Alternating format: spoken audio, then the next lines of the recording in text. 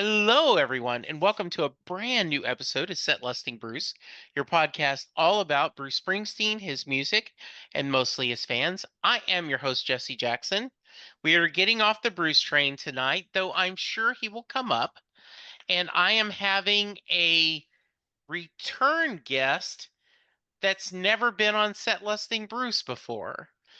And Mimi Francis, welcome to the show. Hi, thank you for having me. Yeah, so for a couple of months, I was helping out with Four Horsemen Publications, and I was hosting a podcast interviewing writers for that publishing house. And when I got my new job in January, I had to tell Rob I need to step back and not do it for a while. And Rob was nice enough to say, hey, no problem, Jesse. But Mimi and I had talked back in November, and I had interviewed her, and we talked a lot about her books. And so I will include that link to this podcast. But when we were talking, she's, I love Billy Joel. And I said, you should come on Set Lusting Bruce. So, Mimi, welcome to the podcast. Thank you so much. Tell us a little bit about yourself. You froze, Mimi.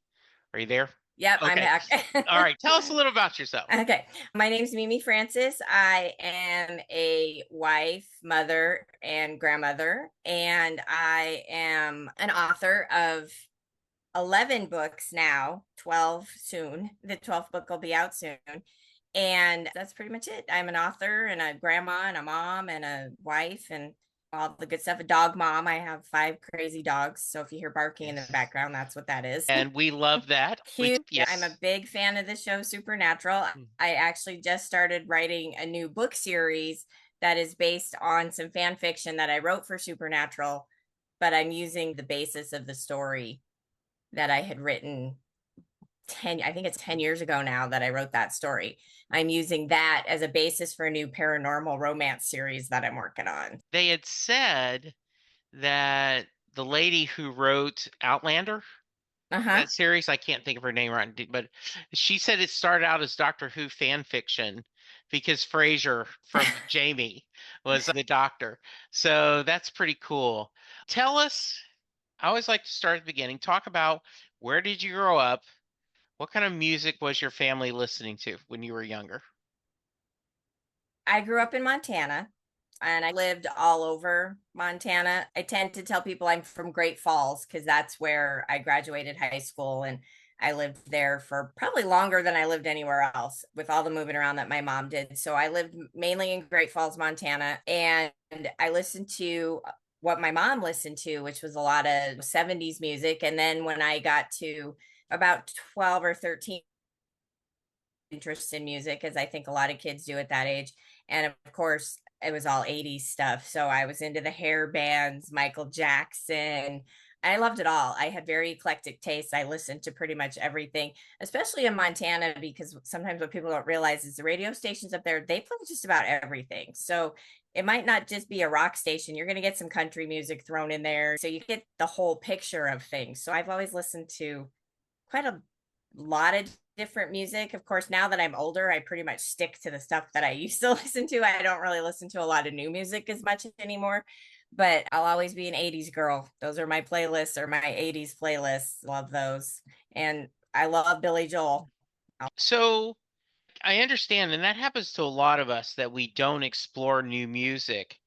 I know we talked about before that you grew up loving to read.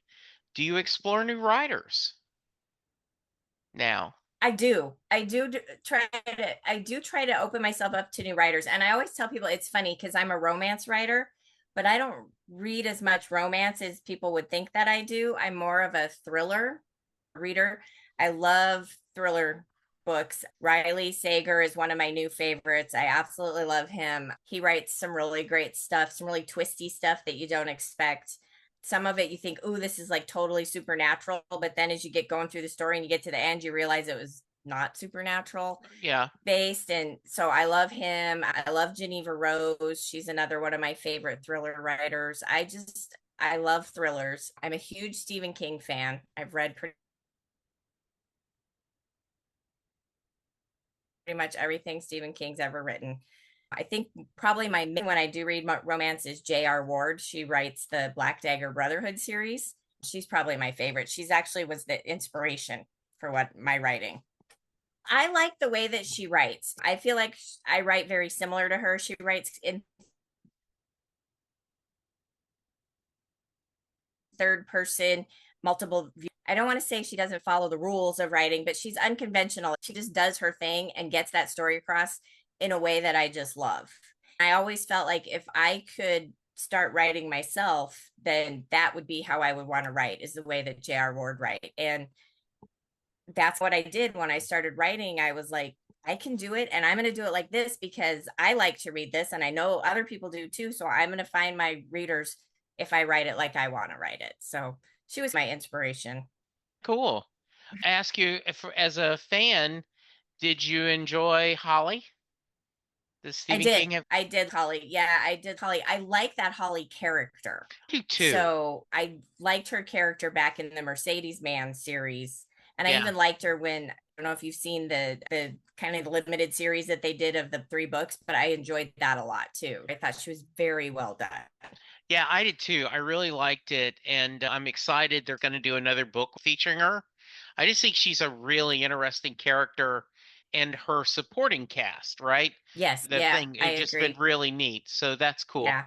Very Uh-huh. I nice. liked her too. Yep. She's a good character. I really like her. And I like it when he has those kind of characters that he follows around and stuff. And I Yeah. like those characters. Like the Dark Tower series. I loved that series. I thought it was fabulous. So I like those characters that pop up in each other's books and stuff too. Like when I read The Outsider, another Stephen King book, I did not expect Holly to be in it. But Oh, when she popped up in it, I was like, holy cow, it's Holly. It totally yeah. threw me and I loved it. All right. So, can you remember when you first discovered Billy Joel, your road to Damascus moment? If there was one, and can you articulate why Billy's music spoke to you? I think it was around 1985 that MTV started. Right? So that was, I was 13 years old in 1985. So MTV was like my entire world, as I'm sure a lot of people who grew up in the 80s, especially as teenagers, that is such a defining time in your life, especially when it comes to music, because that's when you start to kind of veer off from what your parents listen to and you start to listen to Yes. the things that you like. And MTV was such a huge part of my life. I think one of the first things I remember from Billy Joel was Uptown Girl. And now, granted, that's probably one of his more poppy songs that's Right. not as serious, but I loved that song. So then I started, when other Billy Joel songs would come out, Modern Woman, I loved Modern Woman. I think I absolutely love that. I remember listening to that when I was a kid too. And then as I got older, I just realized I kept going back to Billy Joel because I would enjoy listening to him. And then I married my husband, who's a huge Billy Joel fan, and it just became kind of who we are. When my daughter, like for instance, when my oldest daughter got her first car, we went to buy her some CDs for her CD player for her car. And one of the Sure. first CDs we got her was Billy Joel's Greatest Hits because that's what she Nice. wanted. Because my girls are huge Billy Joel fans because that was music was always going on in our house. So both my 30-year-old and my 28-year-old daughters, huge Billy Joel fans. I remember so distinctly that Uptown Girl video with Christy Brinkley walking and him singing to her and the polka dot dress she had on. I remember that so clearly that I really think that was my first Billy Joel moment when I really realized how much I liked him and enjoyed his music. I always like to preface this with the amount of times you've seen an artist perform live is not a fair barometer of how big of a fan you are. But have you seen Billy perform live, and do you count how many times? 4. I've seen him Four. 4 times. Okay. I as recently as it's only been a year ago, he was here with Stevie Nicks, which was a fabulous concert. And I was sick as a dog, but I still went to the concert. I had a blast. It was so much fun. He came out and sang with Stevie Nicks. He sang the song with her that she normally sang with Tom Petty. it was a fabulous concert. So I've seen him twice when he's done stadium tours. I saw him twice at Chase Field, which is where the Diamondbacks play. And then we've seen him twice in the basketball arena. Always sold out Yeah. crowd. So yeah, I've seen him 4 times and I've loved every minute of it. I wish I lived in New York so I could go see him at Madison Square Garden. Yeah, I've seen him probably 4 or 5 times. I'll have to think.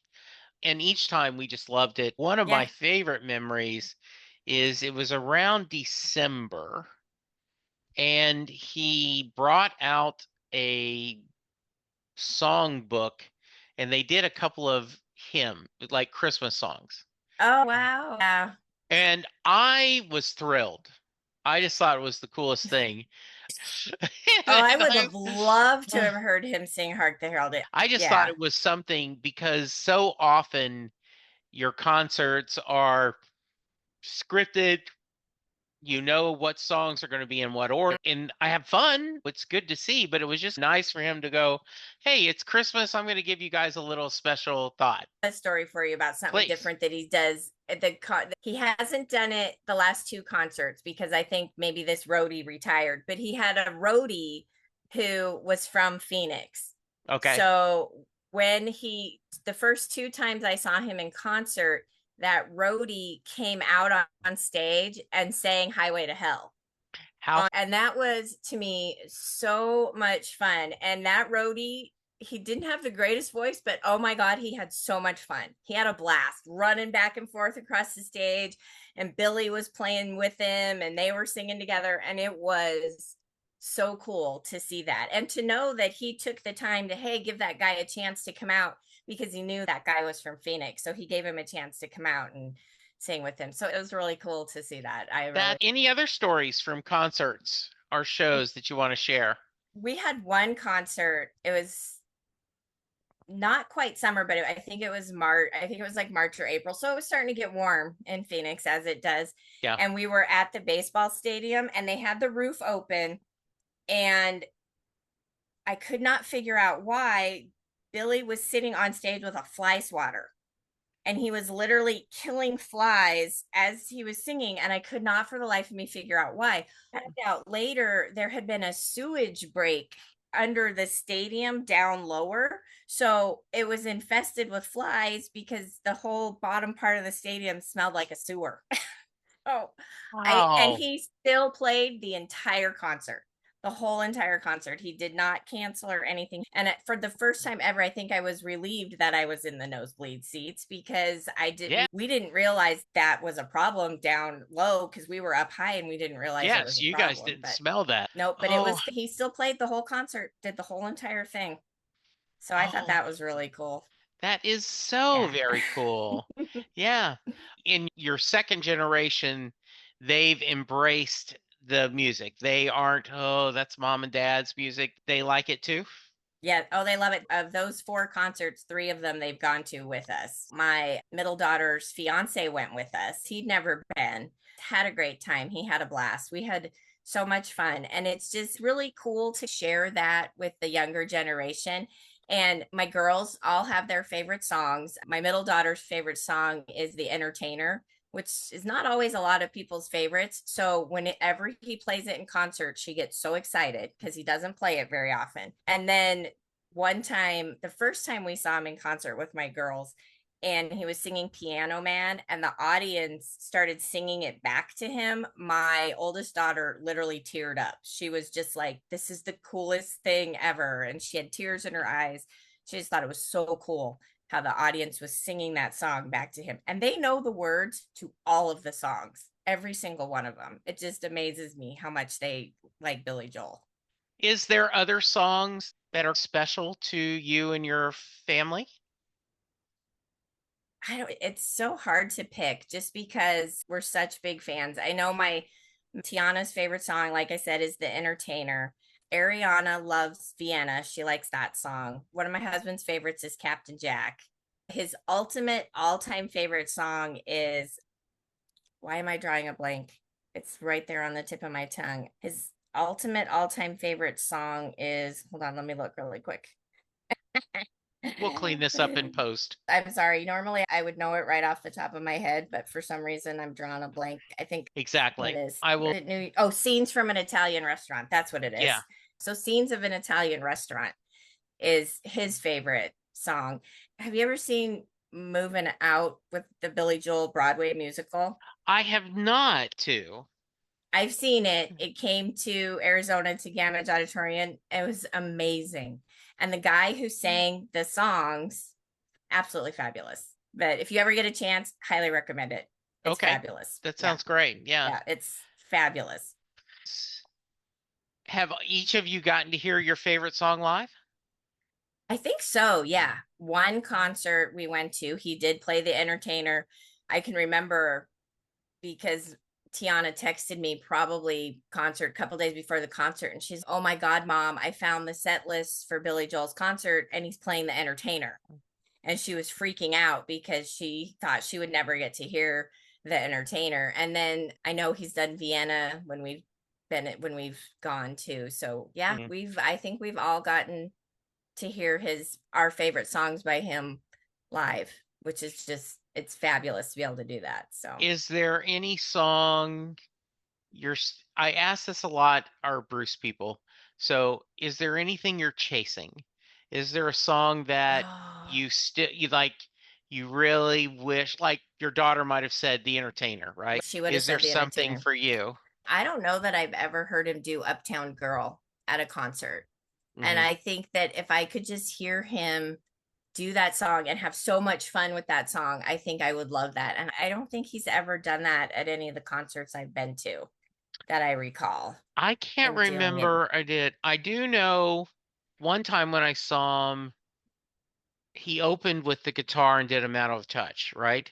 Mhm. Yeah, I can't remember any time that he's done Uptown Girl. Hmm. So I think that would be really fun if I got a chance to see him do Hmm. that one. It would just be fun because I just love that song. It's just one of those songs that you got to tap your feet and dance to. So Yeah. I would love that. Yeah, I love that whole album Yes. where he goes Yeah. back to his 50s roots and Mm-hmm. everything. I love all his music. And I do have one of my favorite Billy Joel stories. He was on a late night show. Can't remember if it was Tonight Show, Jimmy Kimmel, where it was. He was talking about that he had seen Springsteen on Broadway. And he said, and I had gone beforehand, "Hey, Bruce, I'm here and good luck." He says, and I was waiting for him to go, "You'll join me on stage." He said, because that's what we do. If Bruce visits me, I go, "Hey, you're going to join me Come on on stage?" stage. Yeah. Yeah. He says, and he didn't. And at first I was a little, hey, what's the deal? He said, then I saw the show and I realized it's not that kind of show. It is an actual play. But I thought that was pretty funny. Billy, That hey, is what, hey, yeah, he what? expects to get to go up on stage. Yeah, I'm just kind of expecting it. All right, so we're going to get back to music in a minute, but Okay. talk a little bit about your work. I'm a romance writer. I love to write romance. I think the reason I like to write romance, and I think we talked about this before, is I like to write the escape. I like to write books that people can read and escape from their everyday life because as I was growing up, that's what books were for me. Books were an escape. Books were a place for me to go into and get away from the chaos that was my world as a kid. So it was really nice to have that. I write, so I'm not out to win a bunch of literary awards or anything like that. I just want to write books that people are going to have fun reading and enjoy reading and maybe want more. If they Hmm. read one, they're like, hey, that was fun to read. I want to read that. I have a good time writing that. I have a new book out that just came out in December on Kindle Unlimited called, it's on, only on Kindle and Kindle Unlimited called The Sugar Daddy Arrangement, which is getting, people are really seeming to enjoy it. It's a real short, quick read. I wrote it. I call it like a palate cleanser. So if you just need something quick and fun to read, like if you read something super serious and you're looking for something just to clean Hmm. your mind out and read, that's a good one. It's a good read. It's got a little cinnamon roll hero and a single mom and a cute little 5-year-old girl that who's the daughter of the mom, and it's a real fun read. So that's what Hmm. I do. I write romance to keep people happy because that's what I want to do. Bring that joy to the world. And I do think, politics aside, there's a lot going on that we need joy in Yes, our lives right I now. agree. music, right? We need that. We do. And I agree. You just need that little bit of something in your life that Mhm. helps you get away for a little bit and enjoy things. So that's what I like to write. Like I said, I don't want to win a bunch of literary awards or anything like that for what I write. I just want people to have fun when they read my books and enjoy them. Yeah. And I remember hearing the story. A guy named Mark Evanier was telling the story that he was in Vegas and someone he was seeing at the time said, "Hey, I have tickets for you for a show, but I need you to say you'll go. I need you not to mock me if I give you the tickets. It's for Barry Manilow." And so he went and saw Barry Manilow, and he said it was a great show. But he said he said there were people talking about how they fell in love to Barry's music. And Mark said, "I'm not a writer, I'm not a musician, but I think someone telling me that they fell in love to my music would be better than any awards, any Grammy, anything." And Yeah. I wonder, have you received any feedback or fan mail or letters or people that escape you gave them helped them through a difficult time?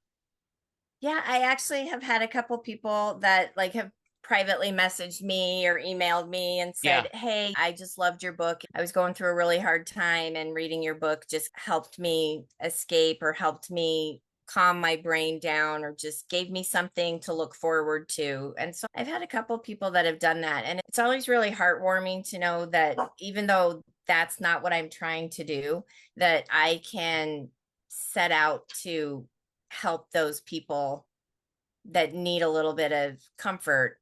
So if they get a little bit of comfort just from reading one of my books, hey, that's great. That's what I want. Is I just want people to be happy.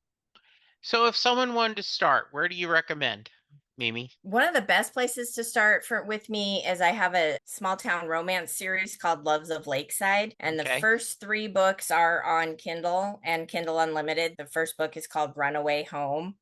Anybody can go to my website mimifrancis.com, and I have links to all of my books on my website. So you can link directly to my series, or you can go through my books and you can link to Amazon, or if you don't want to shop at Amazon, I have books that are wide too that are on Barnes and Noble and stuff like that. So I'm all over the place. I also have all my books right now, but 2 of them are on audiobooks. So I do have every book is on audiobook too, because I know audiobooks are becoming a big thing.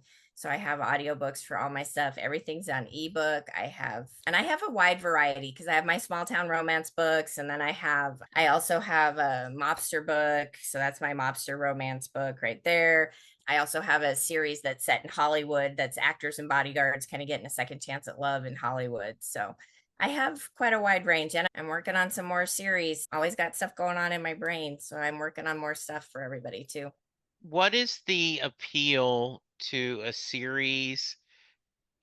Or maybe talk about both. Talk about the good parts of doing a series, and then also share the other side. For me, the good part of doing a series is I get to, because all my books are what I call interconnected standalones, so that you don't have to read them in any particular order. But the great thing about doing them as a series is I can bring the characters from previous books back into other stories. So I have one book where the main characters are the main character is the best friend of the guy from the first book. So you met him in the first book, but only briefly. He was only in it a little bit. So when he comes back in the third book, he's actually coming back for an important event in the character. So you Yeah, get to see what those characters are up to in their lives without them overwriting or needing their own new story, because you know what's going on.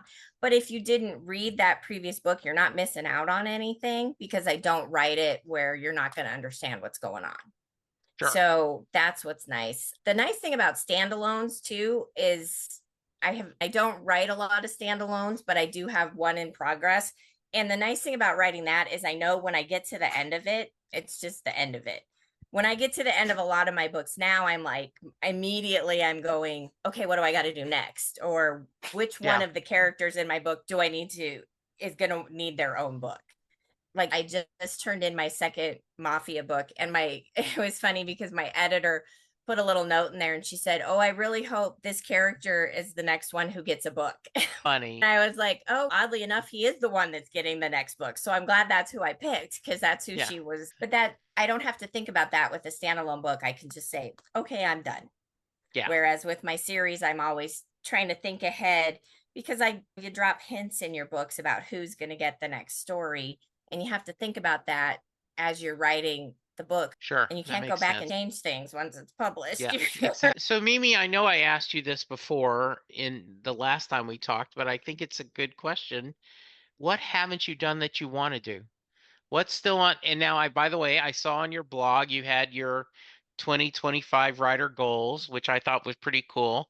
What creatively is still on your wish list that you want to do to stretch yourself?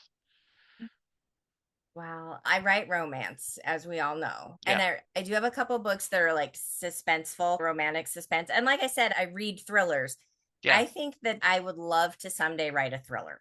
I'm not saying that I will, but I think as a challenge for me, that would be a big challenge for me to write a thriller just because I've never done it before. I'm challenging myself right now because I'm was talking about how I was writing that paranormal romance based off of my fan fiction.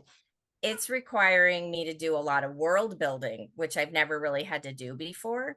Sure. So I've been spending hours and hours just figuring out the world that I'm building and the lore for the world and the monsters in the world and the characters in the world. And it's something I've never done before because I write contemporary romance. So I've always just I plop them down in the middle of a city and that's I do my research on the city, or my small town romance is a town that I made up. It's a fictionalized version of a real town. And so I haven't had to do a lot of that world building. I just go look at the map and go, "Oh, this is where I want him to go." Yeah, But now sure. I have to do that world building and it's been a little scary, but at the same time I'm having so much fun doing it. So that's stretched my brain a little bit into something I've never done before. Is there anything I should have asked you, Mimi, that I haven't? Oh geez, I don't think so. Make That me think. All right, before I get you out of here, and I'm gonna let you plug the website and your books, but for those of you who are checking out Mimi's episode because you're a fan of her work, thank you. I end every podcast with I call the Mary question. And what that is, Jay Armstrong, who was an honors English teacher in the Philadelphia area, he's now retired. But when he was teaching, he would give his students the lyrics to the song Thunder Road. And they would read it as if it was a poem. And then they would discuss the imagery Bruce uses with the lyrics, the themes he explores. Does Mary get in the car at the end of Thunder Road? I say yes. Okay. And the reason that I say yes, I think has a lot to do with the fact that I am a romance writer because I think she gets in the car history of what's going to happen if I get in this car with this person that from the way that I interpreted the song, this person that she used to love or maybe still loves or cared very deeply for. So there's that, hey, if I get in the car, I could explore a whole new part of my life. So I think she gets in the car. All Yeah. right, Mimi, if someone wants to reach you and find out more about your books, what's the best way? The best way to reach me is on my website, mimifrancis.com. You can also sign up for my newsletter from there. So if anybody's interested in keeping up with me, I am going to be doing some behind the scenes updates and stuff on that new paranormal romance. I'm going to be introducing characters, talking about lore, all kinds of stuff, and it's only going to be for my newsletter subscribers. So if they want to find any of that stuff out about my that paranormal romance I'm writing, they need to sign up for my newsletter. And they can follow me on Instagram because that's where I'm most active, which is author.mimi.francis Perfect. is me. Thank you so much for You're joining me. welcome. I tell you what, after the paranormal is ready to come back in and we'll help promote it. Sounds good. All right, listeners, go to the website, sign up for the mailing list, send her a little love, check out the books, and let's just make sure she knows that we appreciate her joining me. Thank Thank you. you, listeners. Be safe, be kind, and we'll talk to you soon. Goodbye.